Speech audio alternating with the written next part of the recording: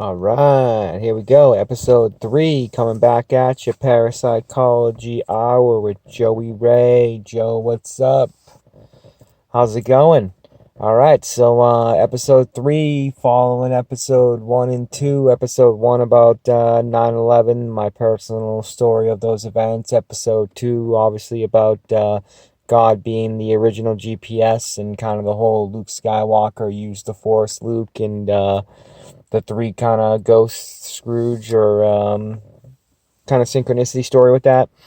Pretty cool stuff. But Parapsychology, third episode, going to be coming at you from similar direction as the second one. And then got a plan for the fourth and fifth episode to be pretty awesome. Also, I'm going to be including that bonus content that I talked about since I went quite a while between my first and any other videos after that. Just trying to really kind of get a gauge on how I want to approach this, and so I will include that bonus content on this video, and we can actually probably start with that right now.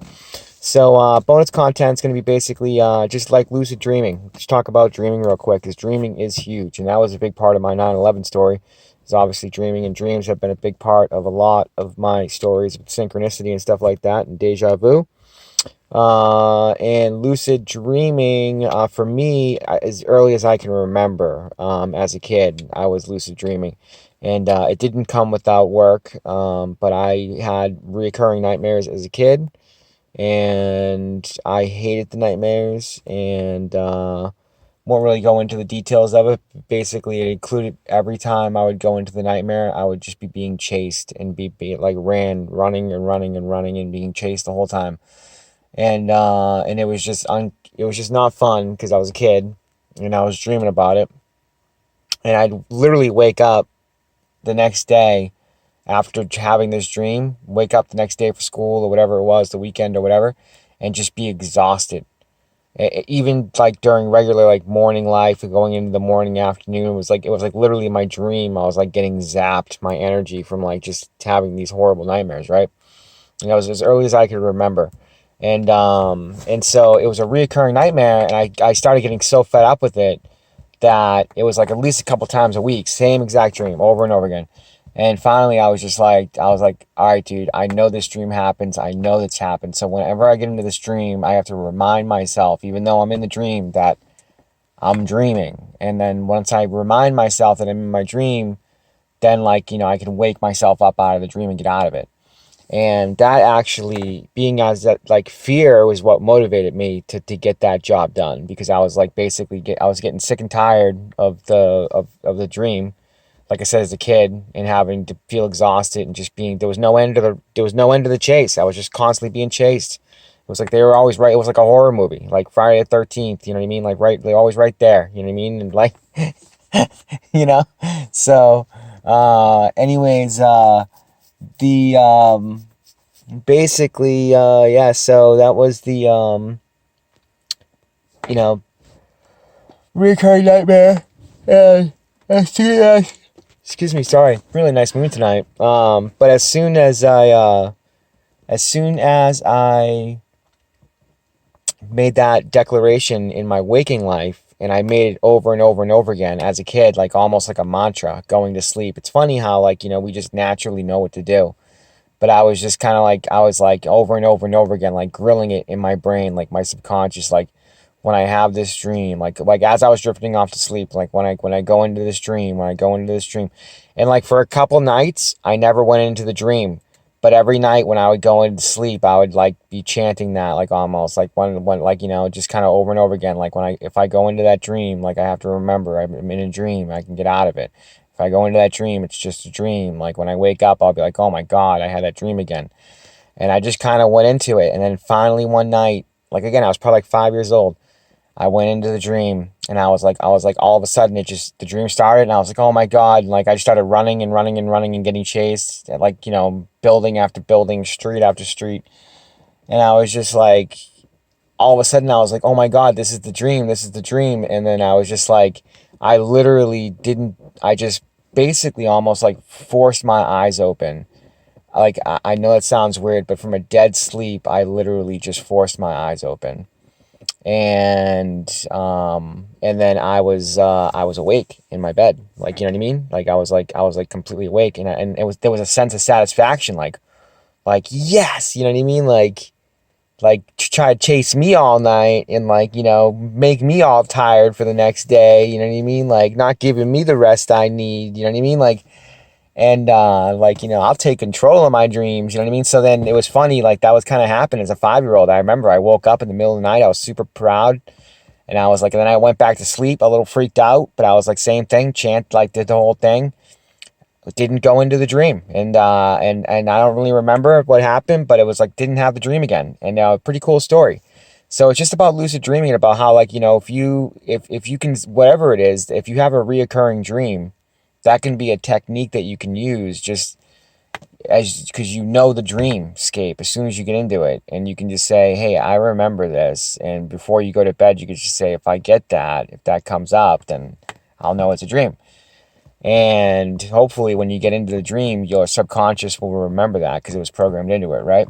So kind of an interesting theory, but here's the even deeper part of that lucid dreaming part, which is kind of cool, is the next time that I went in, and I wasn't even really chanting that much anymore at that, you know, and I say chanting, but just kind of, you know what I mean, like just kind of grilling it into the mind, but I was still kind of doing it because I was like, man, if I have that dream again, I got to make sure, like, I know I can get out of it, you know, I don't want to be drained.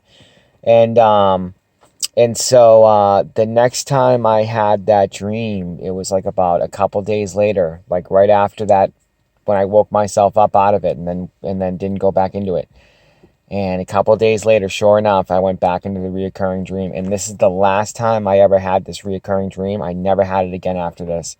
And what happened was, is like the dream started, and the same thing, they started chasing me, and I was just like, oh my God, I'm back in this dream again. Are you kidding me? Right?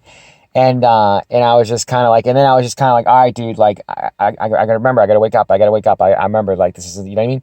And then all of a sudden, it was like the weirdest thing, but I know it kind of sounds like the movie The Matrix in a way, like in like the scene in The Matrix. And I know it's like obviously like not, but in a way it kind of was, because like all of a sudden, like just in the dream world, I just like stopped, and like I'm being chased, you know what I mean? Like, so like there is no time to stop, like they're right behind me always. And all of a sudden, I just literally just stopped without a care in the world, like what was going to happen, like how they were going to catch up to me. And I just stopped and turned around and faced them. And then literally just in my dream, knowing that I had just woke myself up out of the dream the night before, that I had the power to do that, like just to wake myself right up out of the dream, knowing that, I turned, this time I was like, you know what? Instead of just waking myself up, I'm just going to turn around and tell you.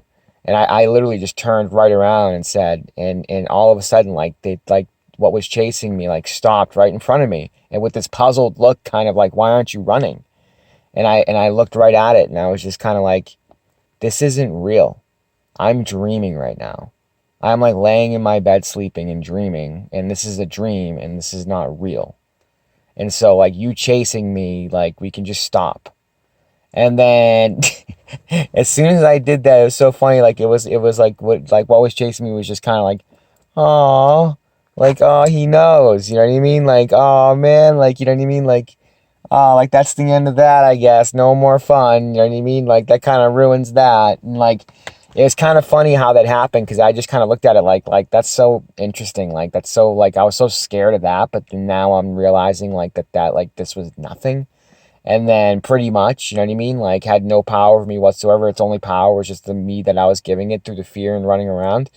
And then after that, the dream went to, after I did that and stood up for myself in the dream, which was amazing. As a 5-year-old kid, lucid dream, completely take control of it. Just like, bang, like, what up? Like, this isn't real. You're not real. This is just a dream. You know what I mean? Whatever. And, and then at that point, the dream shifted into, like, I was like, I remember for specifically, like, all of a sudden, like, I was in communication, like, I was in a higher level in the dream. I was no longer even on that level with that fear-based energy anymore. And I remember flying. I remember specifically being able to fly. And I was like, whoa, like, new ability, like, you know what I mean? I can fly. and I remember that I was in communication with different types of beings now that weren't chasing me. These ones, you know what I mean? Like it was just different altogether. Maybe like a rise in dimension or a rise in consciousness or something like that. But that was like 5 years old, and somewhere around there, about the first dreams I ever remember, and that specifically reoccurring nightmare, first one I ever had. And after about a couple weeks of having those, I was just like, or maybe a couple months, I was like, boom, done, like no more, and then figured it out, and that was like lucid dreaming. And ever since then, I've kind of kept that ability in a way, somewhat. But there's techniques you can use for sure, and I'm not as disciplined as I could or should be. But like I said, that's some bonus content. So for anybody out there interested in parapsychology and all this stuff, that is kind of like a little lead into it. So if you have like a reoccurring dream, just think about it. And just kind of like really make it a focus before you go to bed, like right before you drift into sleep. Maybe write some notes about it, stuff like that. Like how you're gonna feel exactly when you go into the dream, and how, like, you know, when that reoccurring thing happens, like you know, something that's gonna trigger that response. You know. So pretty interesting stuff. So anyways, so what is Parapsychology Hour, guys? Right, I've already kind of leaded into some bonus content, and that's what that was. But there it was, right? But parapsychology basically is the study of alleged psychic phenomenon with the focus of extrasensory perception in regards to telepathy, clairvoyance, precognition, psychokinesis, telekinesis, psychometry, near-death experiences, synchronicity. That's where I come in. 1228, my story. I'll eventually do it on here. I'll throw it down with numerology. Pretty cool. But apparitional experiences, stuff like that. Gets really, really deep stuff. Parapsychology, the reason why I think it's relevant, and I don't think people should pull away when they hear the topic of parapsychology. I think it's actually really interesting stuff, and something that, as the human race, human beings, you know what I mean? Like, once you start developing the intuitive and the empathic and the moral, like, in all that stuff, like, you know, the real, that sort of intuitive mind, so to speak, is what it's called, like Einstein called it, in connection to the universe. You know, it's kind of one of those things where, especially with the empathy, it's definitely a good thing, and something that the human race, I feel like Einstein pinned it right on the, you know, right on the head when he said the intuitive mind is a sacred gift, the rational mind is a faithful servant. We have created a society that has worships the servant and has forgotten the gift. Excuse me. Einstein's quote, butchered it up a little bit there, but basically, you guys get the bottom line. And what I'm trying to say, Einstein is the man. He's smart. He's like one of the probably most brilliant minds we've had on the planet, sure. And he was right on the money with that intuitive mind thing, and that's why it should be studied. And parapsychology is something I don't understand why psychology is in the university, but parapsychology is not. And I guess it's because, you know, I just feel like it's one of those things. You know, you get into all sorts of theories on that one, but anyways, so, all right, so let's go into the story. So, since we just kind of started it off, parapsychology, this is episode 3. That was some cool bonus content, and going into whole dreamscapes and all that stuff.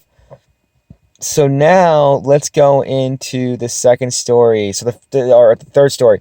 The second one was God is the original GPS. Really cool story, especially about like how it was all kicked off by a cool little church that had that sign with the weatherproof little weekly bulletin sign out there. Pretty cool stuff, saying God is the original GPS. Thank you for that. That church was amazing.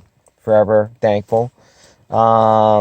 The third story is going to be about how God communicates through signs, right? Through signs, we all get these signs. Synchronicity, time, space, dimension lining up. Coincidences, signs, things that are just kind of like, wow, what are the chances of that happening? That's like one of those things. And it's just like, when it happens, it's just, it kind of like, it's humbling, because it's you know, it's the creator, and like, Like, it's one of those things where, man, does God really love us that much that puts all this thought and all this care into having things line up a certain way for his loved ones, you know what I mean? For the people that love him, for the people that show him that love, And it's kind of crazy, man, like, to speak about God that way and parapsychology in that way. But that's what parapsychology really is, right? It's like, it's the relationship that we have with our internal selves, that some people would say, if you're atheist, you'd say, oh, well, that's just your relationship with your own internal dialogue, your internal self, and everybody has that. And some people are delusional and think that they have a connection to phantom god or whatever, and all this stuff that's meaningless, they think somehow has some sort of relevance, you know what I mean, or whatever. And it's like, and people from different religions might have different swings on it, but it's like, basically, I mean, parapsychology, I mean, it really is just the connection with you and your divine higher self, that's also connected through the one consciousness, and then is ultimately a part of God, or a creation of God, made in the image of God, children of God. And it's pretty cool stuff. But if that is what it is, then if God is ultimately the creator of all of this and so powerful and can, like, literally move mountains and the whole thing, right, on earth, like, could just make it, shake it, break it, do whatever he wants, right? Bake it, whatever, right? Whatever God wanted to do, he could do.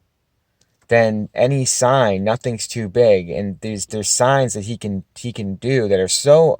People talk about art and about artistry, and like what art is and artistic, and like, man, I'll tell you what, man, like, I don't know, man, like, my biggest inspiration is God and God's art, like, and the stuff that I see, and the way he communicates with people. I mean, it's not just with me, I see it with people that are around me, and the way that synchronicity rubs off on those around me, and like how God communicates with those around me, and like how, like, in just meeting people, that God's doing that in other people's lives, and whatever other circles that are out there.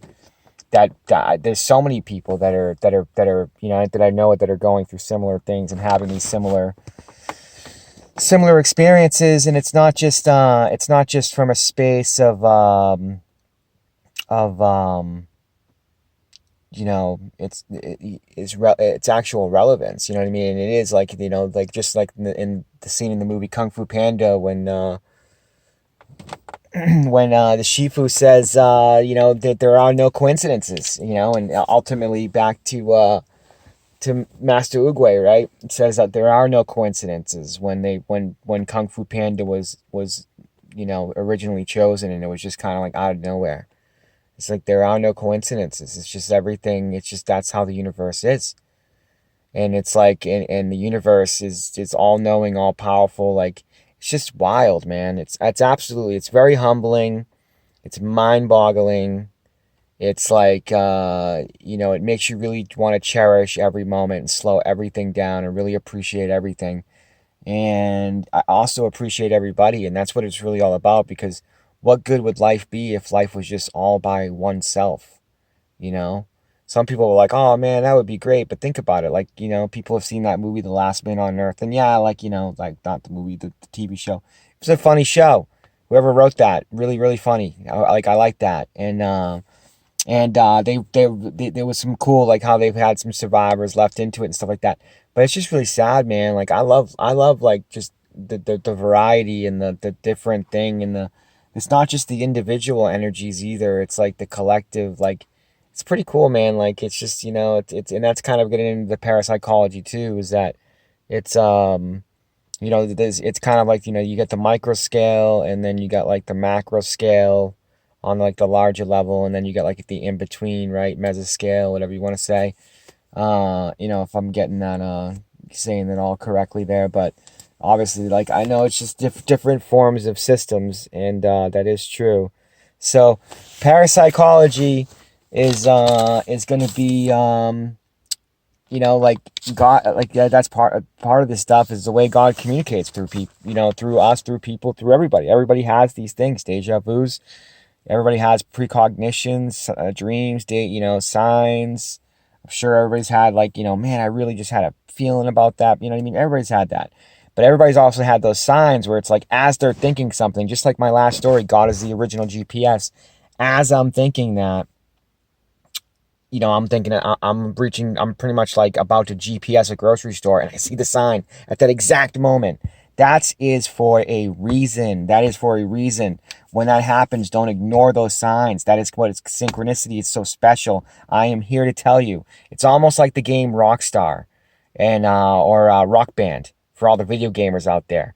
And if anybody who doesn't know how it is, it's like basically like you get points off of like combos, and the more combos that you do in a row consistently without missing one, the more like points and bonuses that you get. And through those points and bonuses, it's almost like God like literally just like pouring out blessings and pouring out like whatever, like, you know what I mean? It's really cool. It's kind of like, and the synchronicity is not like when these signs usually line up, it's not just for our own good. It's a lot of times for other people's good as well. And you want to act on that. And that kind of goes into my second parapsychology video on like just being willing to be prayerful for others when they need it, being willing to do good deeds, be willing to counsel people from a higher perspective, to help people on that path. And that is also doing greatness to help our own selves. But this second video, like I said, wants to concentrate on how God can communicate through us through different signs, and those signs can be huge. And so this is going to focus on a story, and like most of my videos do. And but this one is going to have some different elements to it, and it's going to be tied into a similarity of shooting stars. And shooting stars are an amazing thing. People have seen it. And I've heard people laugh about different things like, oh, shooting star, man, look at that shooting star. And then all of a sudden, just like a second later, probably a piece of space junk. And like, I got to give credit where credit due. That's a funny joke from somebody that's not from a what's that guy? I'll remember the guy's name, put it on a different video, give him credit. Funny joke, but you know what I mean? Like all excited, and then all of a sudden, like, nah, probably a piece of space junk. And nowadays, with all the technology and all the broken pieces of space debris supposedly up there floating around, like, you know what I mean? If you said that 100 years ago, like, it's like, it's definitely a shooting star. You know what I mean? Nowadays, it could be a piece of space junk. That's why it's kind of funny. But anyways, all right, and back to my parapsychology video and not my sense of humor, right? So, so basically, God can communicate through different ways, and it's through that exact moment, through synchronicity. Obviously, if you see a shooting star, you're not going to relate that to something, man, like, wow, like 10 minutes ago, I was just thinking this, and I saw this shooting star. You could, or maybe 10 minutes later, wow, I just saw that shooting star, and then 10 minutes later, I had this epiphany or this idea. You could. But it's really powerful when it happens in an exact moment. And that's when you should really take line. And it doesn't have to be a shooting star, but it could be whatever that sign is. And for this story, it's a shooting star. And I've had those before where I've been sitting on the beach and I've done like different, while I'm doing prayer and stuff and like different devotion to God. And I would have these moments where I'd be like communing and kind of talking to God and looking up at the sky. And as I was like praying something really powerful at like the peak of the moment of the prayer, like have like just a shooting star. And to me, it was almost like confirmation, like prayer received. Like, we got you, bro. Like, you know what I mean? Like, what's up, man? Like, dude, we like, we looking around right now, man. And like, we see you, you know what I mean? like what you doing is good. And, that's kind of like how it makes you feel, like when you see like different signs from God like that are powerful in any form or sense. And you could just say, oh man, it was just a shooting star at that exact moment. And you could say, yeah, okay, that's a coincidence. That's what you're calling it. Coincidences happen to people all the time, all day, every day on Earth, for years and years and years. Coincidence after coincidence. And it's just one of those things. It's a human experience. So all people will reason it off. And it's just like, oh, okay, it's just a coincidence. It's not just a coincidence. It's like I'm telling you, there's different things that happen. Follow the signs, just like the movie The Wizard of Oz. Follow the yellow brick road, follow the yellow brick road, because follow the yellow brick road. See, I gotta bust out a song for you so you can remember it. You know what I mean? And it's like I'm not for you, for myself too. And I'm not trying to say that like I'm smarter than you. You know what I mean? Obviously, I'm not. I'm very I'm probably one of the not smartest people out there. So, anyways, all right. So back to episode 3. Let's wrap this up. This is my story. I can do this pretty quick. So this was at the House of Blues in Myrtle Beach, and I was there with some friends that I was hanging out with at the time. Good people, good times. And this people were, dancing around, having drinks. It was the outside part of the House of Blues, pretty cool. And there was this one girl. She's pretty attractive, probably like late 20s, 30s, somewhere around there. A couple years back. And she was definitely way too drunk, and I noticed it, and everybody else there pretty much noticed it.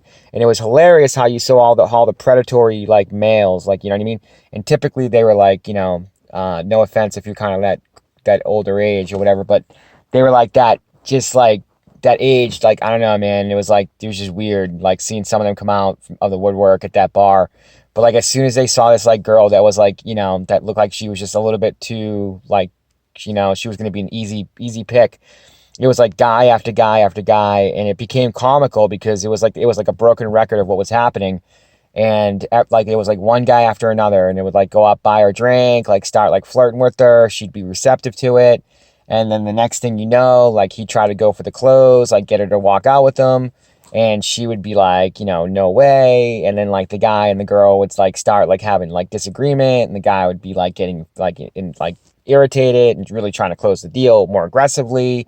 And then like the night went on, like this was guy after guy. It was like people were just like rooting, like dude, don't go with him, like, oh my god, here comes another one, like he's gonna like buy her another, like then the guy's gonna try to buy her a drink and flirt with her and then try to take her home, like don't go with him, oh my god.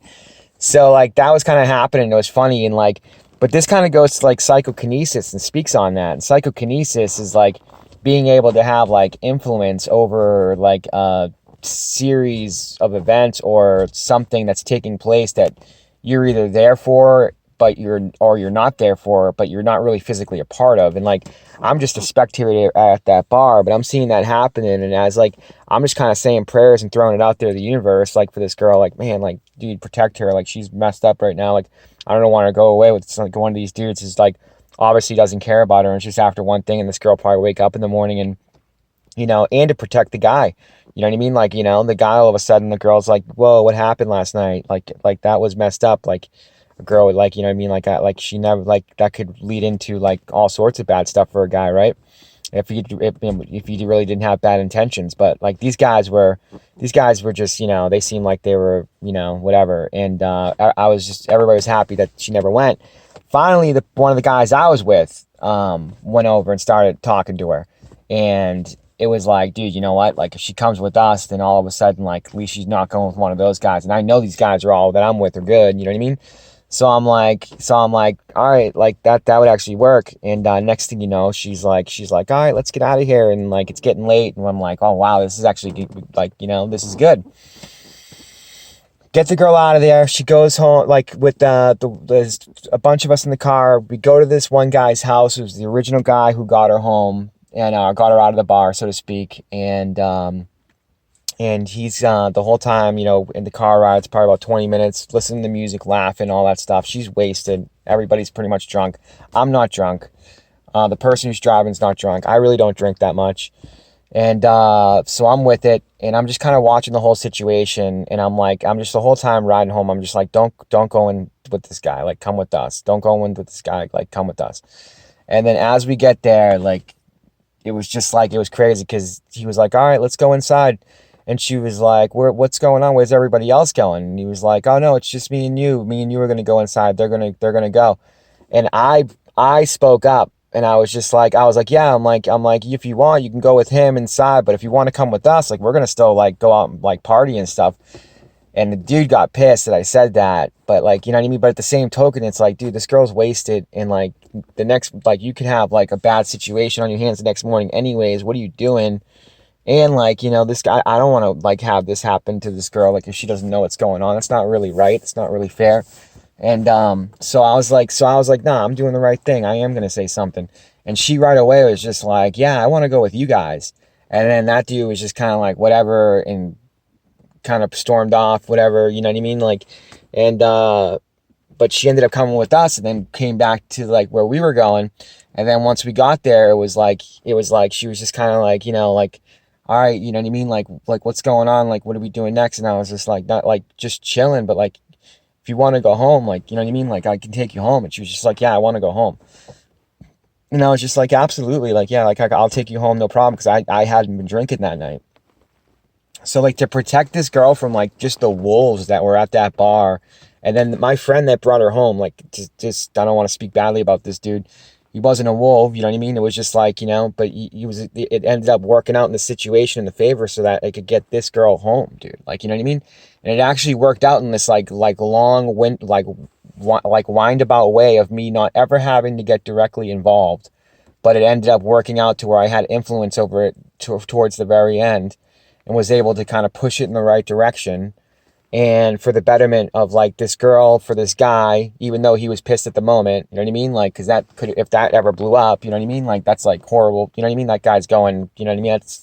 That's rape, you know what I mean? Like, what are you doing, dude? And so but and then it's just the right thing to do by, by God's eyes, parapsychology, whatever you want to talk about, like, you know what I mean? Just doing the right thing, like following the golden rule, or whatever you want to call it, and doing the right thing by the universe. And it's funny because like this story is about how God communicates through us through signs. So like if God, whatever it is, energy, being, awareness, ultimate, omnipresent, through everything, through everybody, like constantly testing, constantly like, doing all sorts of things, right? And figuring, like, it's just unbelievable to think about God, right? The mind of God. And um this if he had been watching that situation and then saw like how my intentions through the whole night, just being like, oh my God, that's somebody who's in danger of like going home with somebody and possibly being in like a horrible situation, and then trying to like throw protection on her, and then trying to like and then all of a sudden shifting to yes, like come with us. And then while with us, like, all right, but yeah, don't go with that situation. Come with this situation. Like, so go to the next point where you're going to be safe. And then from that point, I can act specifically, and then boom, get you to where you need to go. And it was like, drive you right home. No problem. Like a gentleman. And no problem. Like, you know what I mean? Like, super cool. She was so thankful. She was just like, wow, like, this is so cool. Thank you so much. You're such a nice guy. And I was just like, yeah, no problem. Like, da da da da. But it's so funny because as we were driving, and this story is about how God communicates through us through these huge signs at these different times. And like when something happens, like, if it's 5 minutes later, 10 minutes later, you can adapt the sign to it and be like, yeah, remember this, remember that. And that's like powerful. And it's like, for sure, like, I don't want to take away that from, because like that was me too, you know what I mean? But like once this synchronicity starts